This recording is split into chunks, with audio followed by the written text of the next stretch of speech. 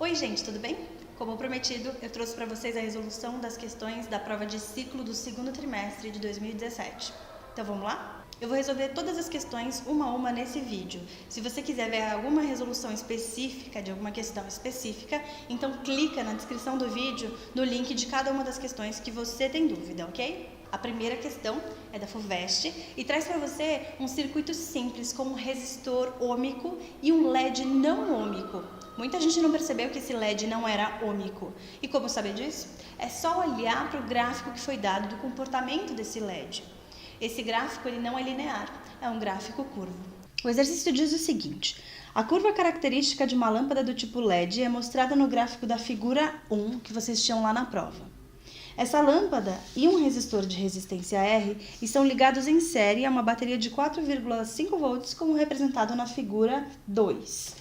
Essa é a figura 2. Então, a gente tem uma resistência R, uma lâmpada LED ligadas em série, as duas submetidas a uma diferença de potencial de 4,5 volts. Nessas condições, a tensão da lâmpada é de 2,5 volts. Então, numa primeira situação, ele está dizendo que a tensão aplicada aqui é de 2,5 volts. Então, dos 4,5 volts disponibilizados pela bateria, 2,5 alimentam o LED, o que quer dizer que 2 volts sobram para ser aplicados na resistência R. O item A pergunta: qual é o valor da corrente IR no resistor? Bom, a gente poderia aqui pensar em aplicar a lei de Ohm, U é igual a R vezes U, nesse resistor, mas a gente não tem os dados suficientes para isso. Então, a gente pode usar os dados do LED, que estão lá no gráfico da figura 1. Já que a resistência R e o LED estão ligados em série, a gente sabe que a corrente que passa nesses dois componentes é a mesma corrente. Pela leitura do gráfico, a gente percebe que quando o LED está submetido a uma DDP de 2,5 volts, esse ponto corresponde a uma corrente de 0,04 amperes. Então, a resposta do item A fica simplesmente assim: corrente no resistor R igual a 0,04 amperes pela leitura do gráfico. Simples assim. O item B diz o seguinte: determine o valor da resistência R. Agora que a gente tem a corrente que passa por R e a DDP aplicada em R, fica fácil achar o valor da resistência R. Então, a gente pode aplicar aqui U é igual a R vezes I, com os valores que a gente tem. 2 para DDP, R é o que a gente quer encontrar, e o I vale 0,04 do item anterior. Então, a gente tem que R é 2 dividido por 0,04, que é a mesma coisa que 50 ohms, porque a gente está falando de unidades do sistema internacional. Essa é a resposta do item B. E, por fim, o item C. A bateria de 4,5 volts é substituída por outra de 3 volts. Então, isso aqui deixa de existir e a gente tem aqui 3 volts agora. E ela fornece 60 miliwatts de potência ao circuito, sem que sejam trocados a lâmpada e o resistor. Então, a gente pode anotar aqui: a potência total do circuito é 60 miliwatts. Portanto, 60, 10 a menos 3 watts. Essa é a potência dissipada pelos dois componentes de circuito, que o exercício disse que são os mesmos elementos. Aqui, pelo comportamento do gráfico da figura 1, a gente percebe que esse LED não é ômico, ele tem um comportamento não ômico. Se fosse ômico, ele teria uma reta definida por uma função de primeiro grau, que não é o caso. Então, ele vai ter uma resistência que varia. Mas o resistor R, já que ele é o mesmo componente também, e ele é ômico, ninguém disse o contrário, então ele vai continuar tendo 50 ohms de resistência, certo? Bom, nesse item ele quer saber qual é a potência dissipada no resistor R. A potência dissipada nesse resistor pode ser calculada, por exemplo, com R vezes I ao quadrado. Essa é uma das opções. Eu vou usar essa equação porque ela me parece mais fácil agora, mas você pode tentar outros caminhos também. Aqui, para descobrir a potência dissipada pelo resistor R, a gente tem que substituir o valor da resistência R aqui, que é 50, e o valor de corrente, mas a gente não tem esse valor de corrente. A primeira corrente que a gente encontrou no item A era para uma outra situação, era para a situação de 4,5 volts. Agora a gente tem 3 volts, então a corrente será outra. Logo, antes de usar essa equação, eu preciso usar alguma outra que me faça descobrir qual é a nova corrente que passa pelo circuito, certo? Eu vou usar P igual a U vezes I, isso para o circuito inteiro. Por que eu vou usar isso? Porque o exercício forneceu a potência total, que é 6010 a menos 3, vou colocar aqui. O U, que é a DDP, ele me falou que agora a DDP é 3 volts. E aí eu descubro a corrente. Quando eu descobrir a corrente que passa por todo o circuito, na verdade eu tenho a corrente que passa por R, e aí eu uso essa equação aqui. Então vamos lá, só para as continhas. P vai ser 60 vezes 10 a menos 3, isso vai ser igual a 3 vezes I. Portanto, I é 60 vezes 10 a menos 3 dividido por 3. I é igual a 20 vezes 10 a menos 3 amperes. Agora, a gente substitui aqui. Então, fica potência do resistor R é igual ao valor da resistência, 50, vezes 20 vezes 10 a menos 3 ao quadrado. Resolvendo essa continha, PR fica 50, que multiplica 400, porque é 20 ao quadrado, vezes 10 a menos 6. PR é 4 vezes 5, 20, com mais 3 zeros, vezes 10 a menos 6. Aqui eu vou cancelar, tirar 3 zeros, vai ficar PR igual a 20 vezes 10 a menos 3. Tirei 3 dessa potência, já que eu estou tirando 3 zeros aqui, watts. Ou, se você quiser, só para manter o modo como o exercício deu, ele não deu 60 vezes 10 a menos 3, ele deu 60 miliwatts. Então, aqui você pode escrever 20 miliwatts, o que encerra esse primeiro exercício.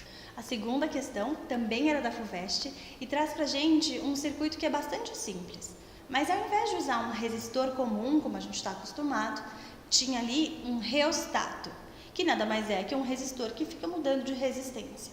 Ali também você tinha uma tabela para preencher. Bastante gente se confundiu com os detalhes desse exercício, mas ele é mais fácil de resolver do que parece. Vamos lá? Em uma aula de laboratório, os alunos determinaram a força eletromotriz epsilon e a resistência interna R de uma bateria. Para realizar a tarefa, montaram o circuito representado na figura abaixo e, utilizando o voltímetro, mediram a diferença de potencial V para diferentes valores da resistência R do reostato. A partir dos resultados obtidos, calcularam a corrente I no reostato e construíram a tabela abaixo, que é essa aqui. O reostato é um resistor de resistência variável. Ignore efeitos resistivos dos fios de ligação do circuito.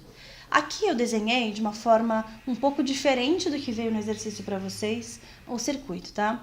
Ele tinha uma bateria em cima, o reostato embaixo e o voltímetro embaixo, mas escrito de uma maneira diferente. No fundo, a gente sabe que uma bateria ela é composta por um elemento parecido com um gerador ideal e uma resistência interna. O reostato eu representei como uma resistência, certo? Mas a gente sabe que é uma resistência variável, que não tem um único valor de R, e o voltímetro eu coloquei aqui com essa simbologia que a gente viu em sala. Esses dados que estão então na tabela foram os dados obtidos pelos alunos e, no final das contas, a gente vai ter que, a princípio, aqui preencher os primeiros valores. O item A diz assim: complete a tabela com os valores da corrente I. Então, a gente tem 2 valores de corrente aqui para preencher. A maneira mais simples de preencher essa tabela é usando a equação U igual a R vezes I, ok? Essa resistência não é a resistência interna da bateria. Portanto, esse V aqui, que é o U, que passa pelo reostato, né, que está aplicado no reostato, ele serve para alimentar essa resistência e aí gera uma corrente I. Então, aqui direto a gente tem uma proporção, né, que regida lá pela equação de Ohm. Vamos usar ela então.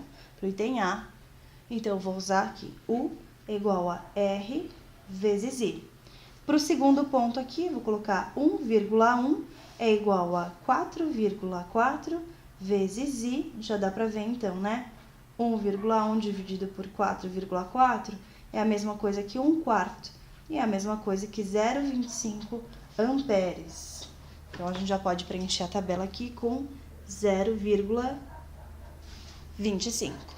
Para esse segundo ponto aqui, a mesma coisa.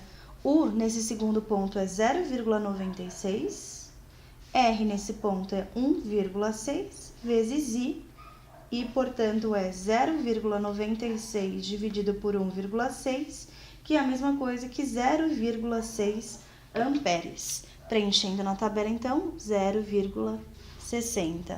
Percebe que a todo momento aqui na coluna de corrente, o exercício usou 2 casas depois da vírgula. Usa, então, também 2 casas depois da vírgula, ok?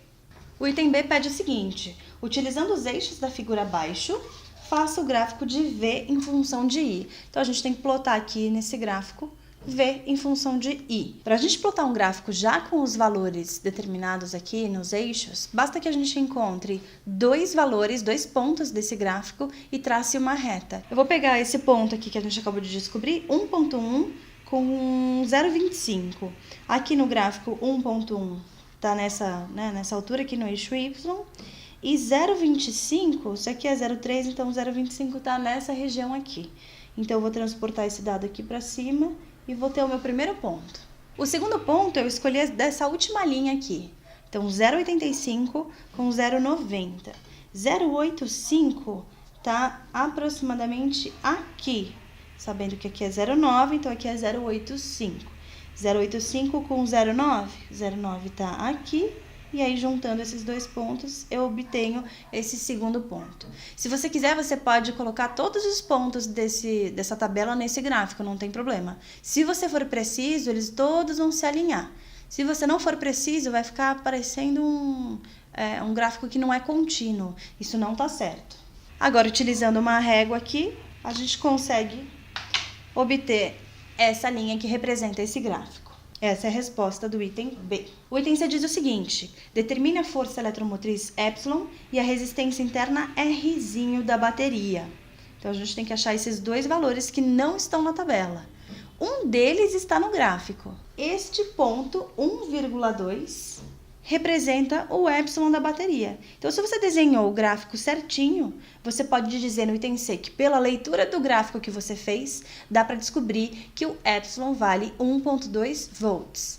Então, eu vou anotar aqui para o item C, epsilon igual a 1,2 volts pela leitura do gráfico. É lógico que dá para provar isso algebricamente, ok? Se alguém tiver dúvida, eu posso resolver. Mas fica claro aqui no gráfico que é 1,2. Se você desenhou os pontos certinhos, então o eixo Y é cortado exatamente nesse ponto. Esse é o valor de epsilon. Agora, para achar o valor da resistência interna, a gente usa esse valor de epsilon com algum ponto dessa tabela na equação do gerador, que é U é igual a epsilon menos R vezes I. Eu vou escolher, sei lá, o segundo ponto, que me parece fácil para fazer a conta. Então, aqui fica 1,1 é igual a 1,2 menos resistência interna vezes 0,25, que é a corrente nesse caso. Então, a gente vai ter 1,1 menos 1,2 é igual a menos 0,25 R. Menos 0,1 é igual a menos 0,25 R. Rzinho é, portanto, aqui eu vou multiplicar por menos 1 dos dois lados, 0,1 dividido por 0,25, que dá, portanto, 0,4 ohms. Esse é o valor obtido dessa forma. Se você usou outros métodos de medição, métodos algébricos, enfim, as respostas podem dar um pouco aproximadas, ok? Então, outros valores também foram aceitos nessa questão. Isso finaliza a questão 2. A terceira questão é da Unicamp e traz pra gente um novo circuito, simples também, que, como o exercício anterior, também trata de uma bateria real, não a bateria ideal. Vamos para a resolução? Uma bateria de automóvel pode ser representada por uma fonte de tensão ideal U em série com uma resistência R. O motor de arranque com resistência R é acionado através da chave de contato C, conforme mostra a figura abaixo. Foram feitas as seguintes medidas no voltímetro e no amperímetro ideais. Então, ele fornece para a gente essa tabela com os valores para a chave C aqui, aberta e fechada. O item A diz o seguinte: calcule o valor da diferença de potencial U. No final das contas, então, a gente pode considerar esse elemento todo, bateria, que é a DDP ideal, mais a resistência interna, como um gerador real. E aí vamos usar, então, a equação do gerador. Eu vou começar a resolução com U é igual a epsilon menos R vezes I, usando os valores aqui para o caso da chave aberta, vai ficar fácil. Então, vamos lá. U está aqui na tabela 12. Então, essa é a DDP que, de fato, é aproveitada pelo circuito. Ele chama de V aqui no exercício, certo? E o epsilon ele chama de U. Então, eu vou colocar isso é igual a epsilon, que no final das contas é isso aqui que eu estou tentando descobrir, menos a resistência interna, vezes a corrente, que é 0. Ou seja, epsilon igual a 12 volts. Essa é a resposta do item A, simples assim. O item B pergunta, calcule Rzinho e Rzão, ou seja, ele quer que a gente calcule a resistência interna dessa bateria real e o valor da resistência do motor de arranque. Então, vamos lá, item B. Para calcular a resistência do motor de arranque, eu vou usar essa parte da malha, já que os valores que a gente tem de tensão nessa tabela, eles vêm desse voltímetro aqui. Ou seja, esses valores, eles são o valor de tensão aplicados exatamente na resistência R que eu estou tentando encontrar. Vou usar o caso da chave fechada e simplesmente aplicar para esse elemento de circuito U é igual a R vezes I. Então, vamos lá. U é igual a R vezes I. Na situação de chave fechada, ou seja, quando existe uma DDP em R, essa DDP vale 10. A resistência R é o que eu estou tentando descobrir, e nesse caso, a corrente vale 100 amperes, logo, a resistência R vale 0,1 ohms. Isso resolve a primeira parte do item. E agora, ainda para a situação de chave fechada, eu vou usar a equação U é igual a epsilon menos R vezes I. Estou escolhendo essa situação porque aqui tem corrente aplicada, senão a gente vai voltar lá para a situação do começo, né? Então, substituindo aqui, a gente tem 10 igual a 12, que veio do item anterior, menos resistência interna, que é o que eu quero descobrir, vezes a corrente de 100. Vou passar esse 12 para cá, vai ficar menos 2 é igual a 100 vezes R, negativo aqui também, certo? Multiplicando por menos 1 dos dois lados, eu vou ter 2 igual a 100 vezes R, então R é igual a 2 dividido por 100, que é a mesma coisa que 0,02 ohms. A questão 4 é da UFSC e traz outro circuito para a gente resolver. Ele é um circuito misto que pode ser muito fácil de resolver dependendo do método de resolução que você escolhe. Alguns alunos tiveram bastante trabalho algébrico para resolver esse exercício, mas não é preciso. Quer ver como é que faz? A questão 4 tem esse circuito aqui, esse circuito elétrico, que tem gerador e receptor juntos, com uma resistência aqui em paralelo com outra que tem uma incógnita aqui embaixo.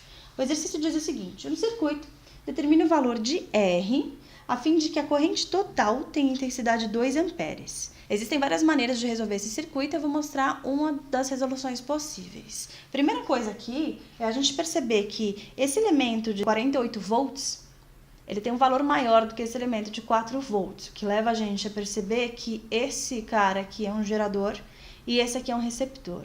Eu vou trabalhar com esse como se fosse um gerador ideal e esse como se fosse um receptor ideal, ok?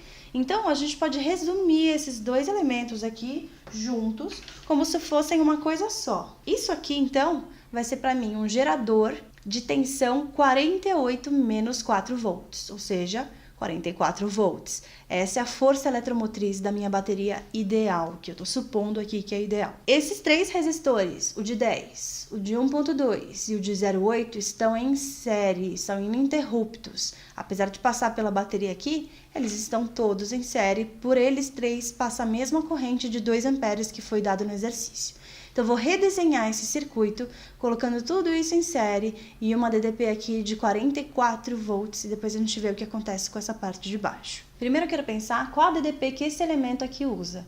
Eu tenho 44 volts no total, mas esses 12 ohms só usa uma parte dessa força eletromotriz. Vamos descobrir quanto. Então, eu vou pegar esse elemento aqui e aplicar U é igual a R vezes I somente nele. A DDP é o que eu quero descobrir. resistência ali é 12 e a corrente foi dita que é 2 para o circuito todo. Então, a gente tem 24 volts utilizados por esse elemento apenas. Se a DDP total é 44 e essa resistência utiliza 24 volts, quer dizer que para essa associação sobram apenas 20 volts. Portanto, se eu quiser pensar só nesse pedaço aqui, esse trecho aqui usa, né, entre esses pontos estão aplicados 20 volts apenas, ok? Como esses dois elementos estão em paralelo, tanto o resistor de cima de 20 ohms quanto a associação de baixo de 10 mais R utilizam 20 volts, ok? Então, pensando só na resistência de cima, eu vou poder escrever o seguinte, que U é igual a R vezes I nesse resistor, então U é igual a R vezes I.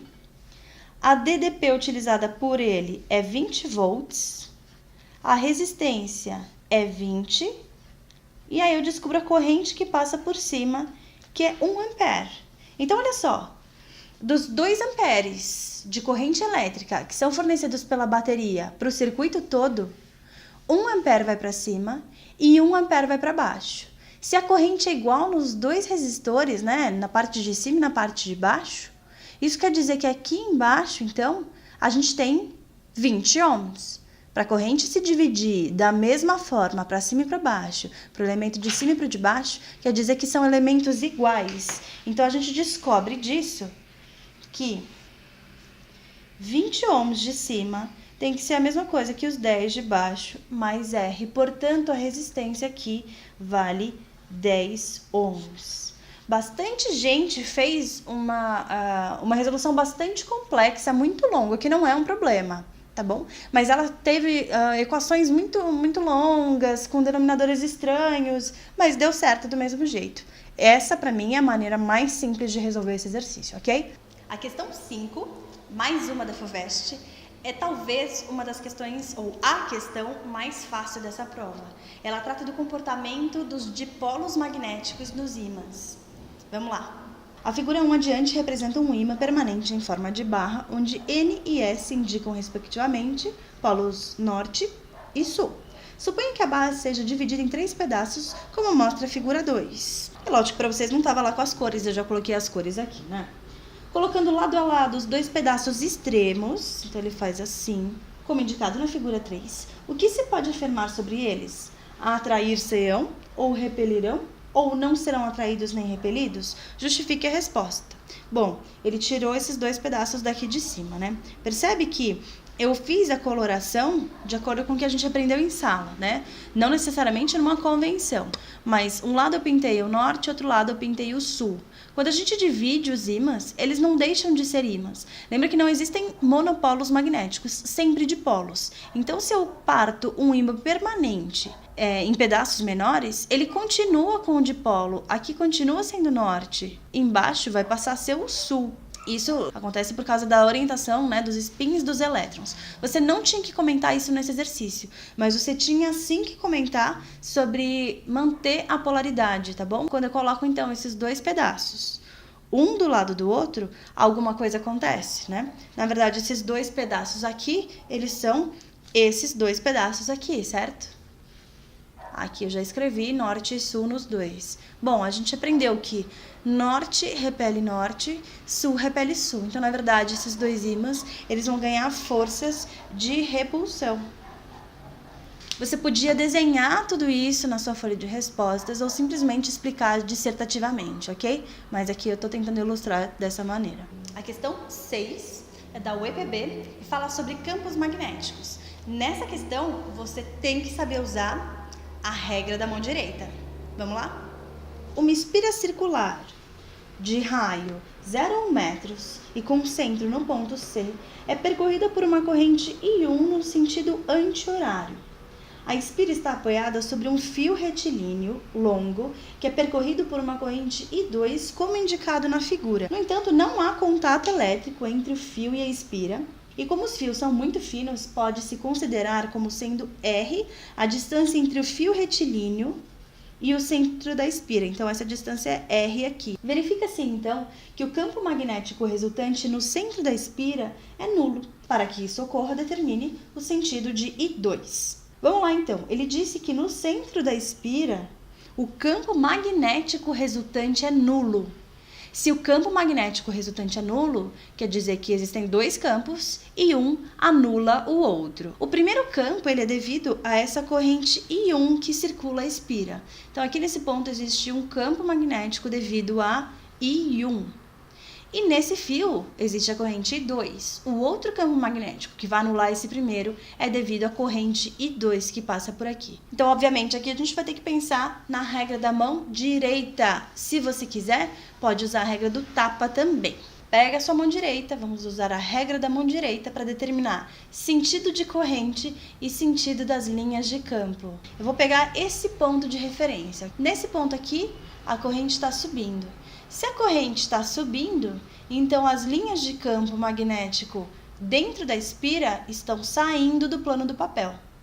Se eu quisesse saber o campo, a direção do campo fora da espira, eu mantenho meu dedão para cima, mas eu posiciono os meus dedos de campo no lado que eu quero medir, e aí esses dedos estariam entrando dentro do plano do papel. Vamos desenhar aqui então. No ponto C, o campo sai do papel. Para quem não se lembra, o campo saindo era uma bolinha, a pontinha da seta está saindo. Então, este é B1. Agora, se nesse ponto o campo é nulo, isso só pode querer dizer uma coisa, que o campo devido a 2 tem que ser no sentido oposto. Obrigatoriamente, B2 tem que entrar no plano do papel. Então, a corrente nesse fio tem que estar nesse sentido. Se tiver nesse sentido, então as linhas entram aqui na parte de cima do fio, ou seja, no centro dessa espira. Então, a corrente I2 tem que ir para lá, para o campo entrar aqui, e ele vai sair aqui pelo lado de baixo. Mas esse lado de baixo não me interessa, só o lado de cima. Então, a gente pode anotar aqui no próprio desenho que a corrente I2 tem esse sentido, mas obviamente você tinha que escrever aí, justificar o item A, então você pode escrever tudo isso dissertativamente. Então vamos para o item B, então ele quer saber o valor da razão I2 sobre I1. Vamos lá, o que a gente tem que lembrar aqui que vocês já tinham na prova, porque vocês tinham formulário, correto? Para relembrar, vou colocar as equações aqui embaixo, ok? Então, B1 vai ser determinado matematicamente por μ vezes I1 sobre 2R. E o campo 2, B2, vai ser determinado por μ vezes I2 sobre 2πr. Basta então que a gente isole I1 dessa equação, I2 dessa equação e coloque ali. I1 aqui vai ficar B1, que multiplica 2R, dividido por μ. E I2 vai ser B2, que multiplica 2πr sobre μ. Quando a gente tem uma divisão de frações, a gente tem que pegar a fração de baixo e inverter multiplicando pela de cima, certo? Então, eu vou fazer isso direto já. Então, aqui a gente vai ter o I2, né, primeiro? B2 vezes 2πr sobre μ. Isso vai multiplicar μ sobre B1, 2R. Agora, a gente pode cancelar algumas coisas, né? Os dois campos magnéticos têm mesmo valor, tanto que eles se cancelam ali e se anulam. Então, eu posso cancelar eles aqui na conta também. 2 eu posso cancelar com 2, raio com raio, μ com μ. I2 sobre I1 é igual a π. I2 sobre I1 é a mesma coisa que 3.